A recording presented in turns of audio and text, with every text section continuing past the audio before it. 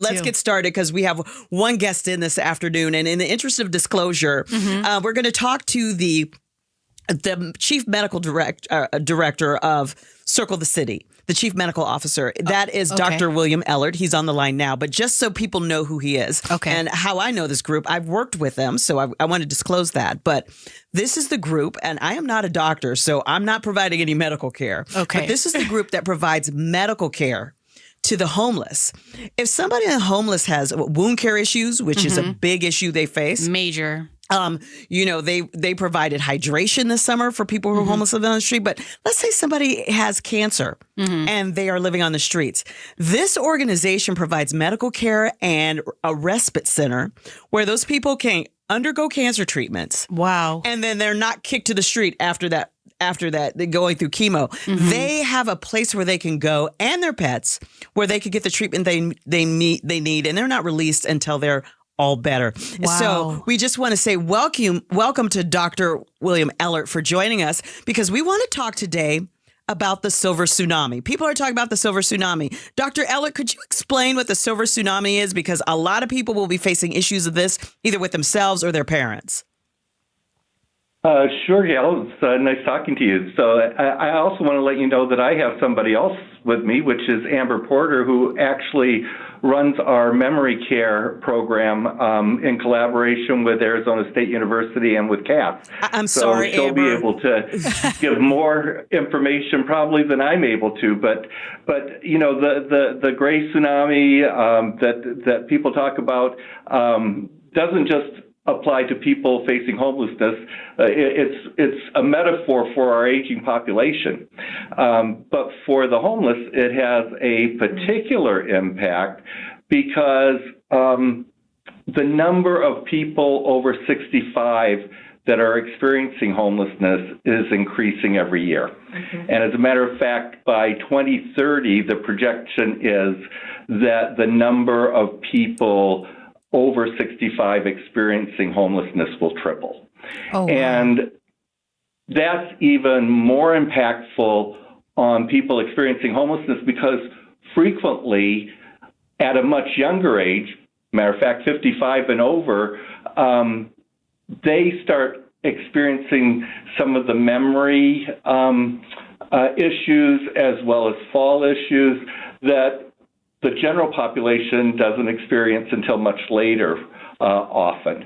And so for the aging population right now, that's becoming a major focus for us due to the increasing numbers as well as to some of the memory issues that we're finding with our patients that are experiencing homelessness. We're talking to Dr. William Ellert from Circle the City. He's the chief medical officer. We're talking about the silver tsunami. But Amber, since you're doing that research with ASU, what have you found with people living on the streets? Are they especially more likely to have dementia or memory issues? Or is it vice versa? It's just nature of our human existence. Yeah, that's a great question. I think it's probably a combination of both. We know that those facing homelessness have higher, it's stressful. It's a higher stress rates, more difficulty navigating our system in general. And then you add to that the cognitive impairment that just tends to naturally happen. And we're not really sure which came first. Like, was it a cognitive problem that made it more difficult for them to navigate the rising cost and the difficult times that we all live in, but now they're thrust into a totally different time and, unable to navigate their financial leniency, right? Because it's so expensive to live and they're on an income that is fixed. So we're not sure, but what we are seeing is that there were so many people as ASU started screening them with a MOCA, which is a Montreal Cognitive Screening Test, that many of them were falling in a mild cognitive impairment category.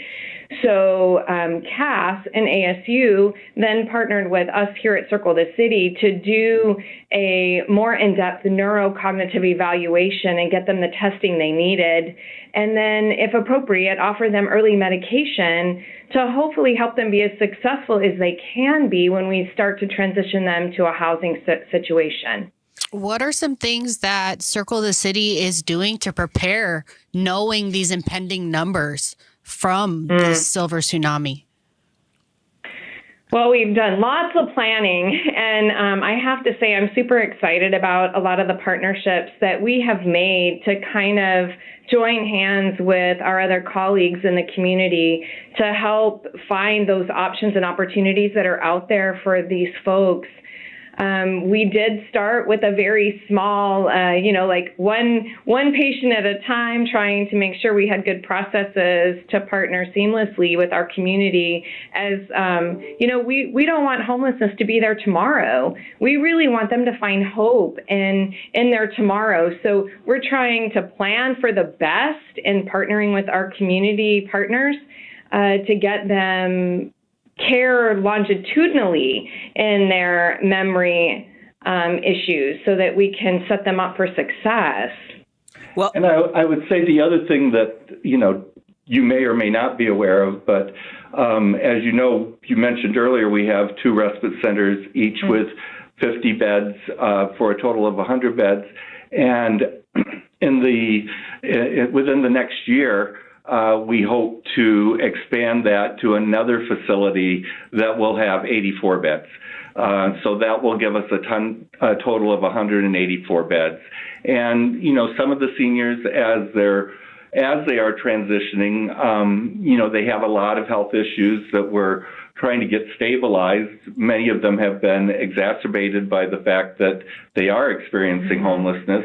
And the respite center ends up being a good place for some of those transitions.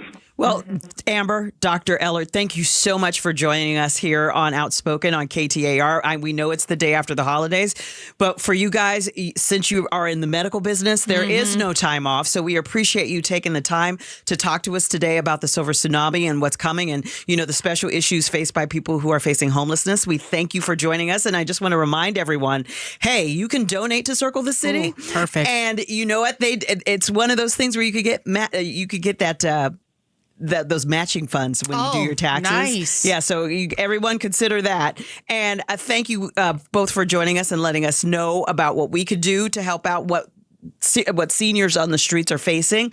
And to look more into what you could do to help Circle the City, you could go to circlethecity.org and find out more from us at KTAR.com, because KTAR this past year has done a great series on the homeless issue and what's going on in the zone. So obviously use KTAR.com as your resource as well. Thanks for watching Outspoken with Bruce and Gatos. Tap to watch more from KTAR News and click the button in the middle to subscribe.